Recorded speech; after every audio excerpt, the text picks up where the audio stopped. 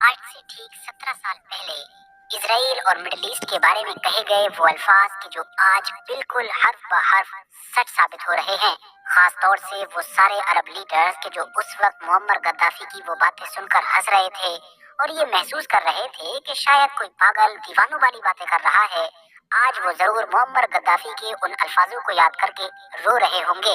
Muammar Gaddafi के बारे में तो डिटेल में बात होगी ही, मगर उससे पहले हेनरी किसिंजर की तरफ मंसूब की जाने वाली एक मशहूर कहावत का यहाँ पर जिक्र करना बहुत जरूरी है। और कहावत ये है कि it may be dangerous to be America's enemy but to be America's friend is fatal.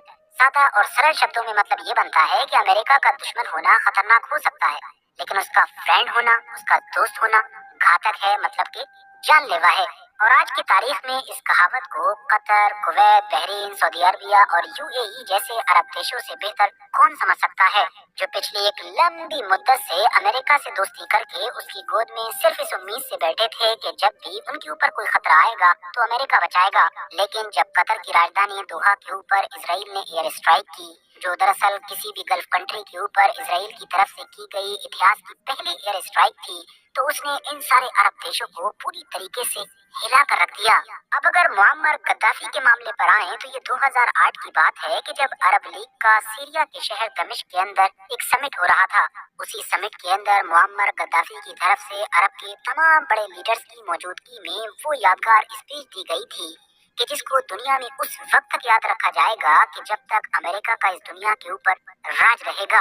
वैसे तो अरबी जबान में दी गई ये स्पीच अच्छी खासी लंबी थी, लेकिन मैं आप लोगों के सामने उस स्पीच के एक छोटे और अहम हिस्से का तर्जमा रख देता हूँ। गद्दाफी ने इस स्पीच में इराक और सद्दाम हुसैन पर बात करते हुए कहा था कि इराक को इन्वेड करने का, इराक पर अटैक करने का क्या रीजन था। क्या उसामा बिन लादेन इराकी था? नहीं था। क्या न्यूयॉर्क पर अटैक करने वाले इराकी थे? नहीं थे। क्या पेंटागन पर अटैक करने वाले इराकी थे? नहीं थे। क्या इराक के अंदर वेपन ऑफ मास डिस्ट्रक्शन थे? नहीं थे।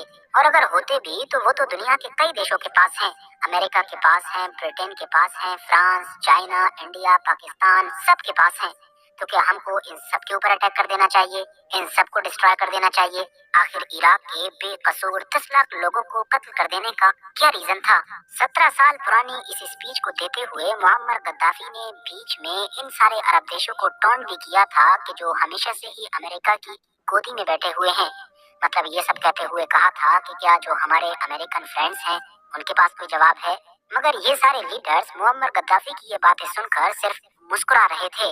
मुअम्मर गद्दाफी ने आगे कहा कि एक बाहरी ताकत आती है, वो एक इलाके को इन्वेड करती है, उस पर कब्जा करती है और फिर उसके लीडर, उसके प्रेसिडेंट मतलब कि सद्दाम हुसैन को फांसी पर चढ़ा देती है और हम सब लोग उस वक्त सिर्फ साइड में बैठते हैं और हंसते हैं। आखिर वो कैसे हमारी एक अरब कंट्री के लीडर मतलब सद्दाम हुसैन को फांसी पर चढ़ा सकते हैं? उन्होंने एक पूरी अरब लीडरशिप को फांसी पर चढ़ा दिया और हम लोग सिर्फ साइड में बैठे रहे। क्या सद्दाम हुसैन के कत्ल की जांच पड़ताल नहीं होनी चाहिए? वरना तो अगला नंबर हम में से किसी का होगा। जी हाँ, गद्दाफी ने जब ये कहा कि अगला नंबर हम में से किसी का हो सकता है, तो वहाँ मौजूद जो अरब लीडर्स थे वो जोर जोर से हंस रहे थे। लेकिन मुअम्मर गद्दाफी नहीं हंस रहा था, बल्कि वो इस मामले को लेकर बिल्कुल सीरियस था। बल्कि मुअम्मर गद्दाफी ने तो इन हंसने वाले लोगों को लॉजिकल वे में ये भी याद दिलाया कि सद्दाम हुसैन भी तो पहले अमेरिका का दोस्त ही हुआ करता था। क्या अमेरिका किसी दौर में सद्दाम हुसैन के साथ ईरान के खिलाफ जंग नहीं लड़ा था? सद्दाम हुसैन कभी अमेरिका का दोस्त ही हुआ करता था, बल्कि उस वक्त अमेरिका का जो डिफेंस सेक्रेटरी था, जिस वक्त इराक को डिस्ट्रॉय किया जा रहा था, वो सद्दाम हुसैन का कभी क्लोज फ्रेंड हुआ करता था। मगर आखिर में क्या हुआ?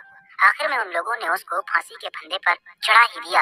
आप लोग भी उसी अमेरिका के दोस्त हो, या फिर कह दो कि नहीं हो। अब साथियों, दिलचस्प बात ये है कि 2008 के बाद सिर्फ 3 साल ही गुजर सके थे कि 2011 में ही पहला नंबर उस इंसान का आ गया कि जिसने कभी कहा था कि सद्दाम हुसैन के बाद मुमकिन है कि अगला नंबर हम में से किसी का हो, मतलब कि मुअम्मर गद्दाफी का।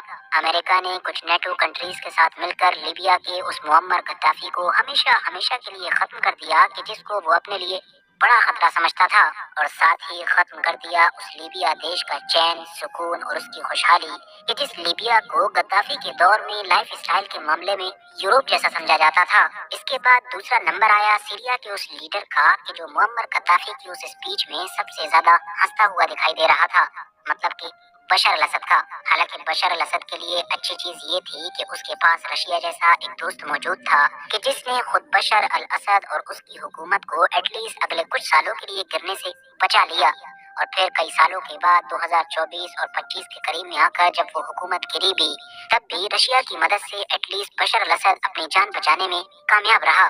इसके बाद अमेरिका ईरान के पीछे गया और तब भी इन अरब देशों को यही लग रहा था कि भाई ईरान तो अमेरिका का जग जाहिर दुश्मन है, भला अमेरिका हमारे पीछे थोड़ी आएगा। लेकिन इनको एहसास नहीं था कि मुअम्मर गद्दाफी की जबान से निकले हुए वो अल्फाज पत्थर की लकीर साबित होंगे, क्योंकि अब फाइनली दोहा पर की गई स्ट्राइक के जरिए से अमेरिका की इन देशों के ऊपर चढ़ाई शुरू हो चुकी है। यही वजह है कि ये सारे अरब देश अब एक ही वक्त में बहुत ज्यादा कंफ्यूज और साथ ही बहुत ज्यादा हिले हुए नजर आ रहे हैं। उसकी मेन वजह यही है कि ईरान जैसे देशों का केस ऐसा है कि वो अपने दुश्मन मतलब अमेरिका के मुकाबले में कमजोर भले ही हों, लेकिन खाली हाथ नहीं है।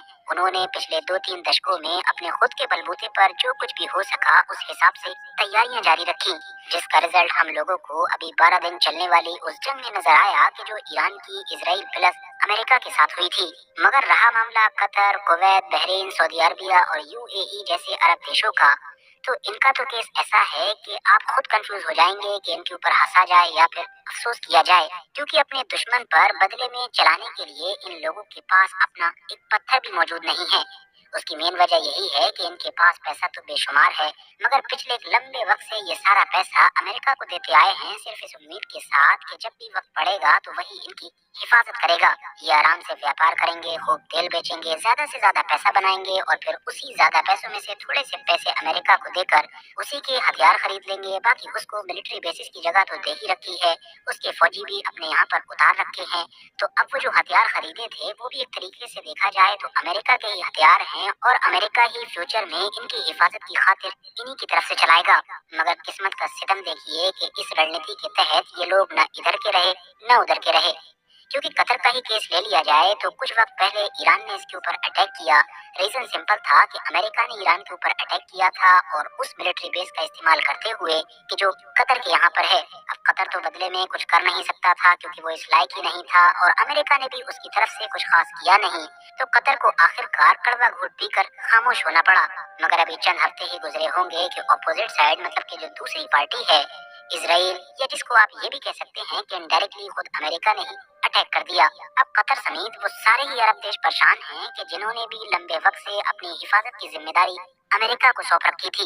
उसकी वजह ये है कि ईरान की तरह ये बदले में इसराइल के ऊपर कोई खास कार्रवाई तो कर नहीं सकते हैं, और जब कार्रवाई नहीं हो सकेगी तो भाई ये तो दुनिया का उसूल है कि फिर आपका दुश्मन मतलब कि इसराइल बार बार आपके ऊपर हमला करने आएगा ही आएगा। तो आखिर में बस इसी शेर के साथ हम अपनी इस वीडियो को खत्म करते हैं कि ना खुदा ही मिला ना विसाले सनम, ना इधर के रहे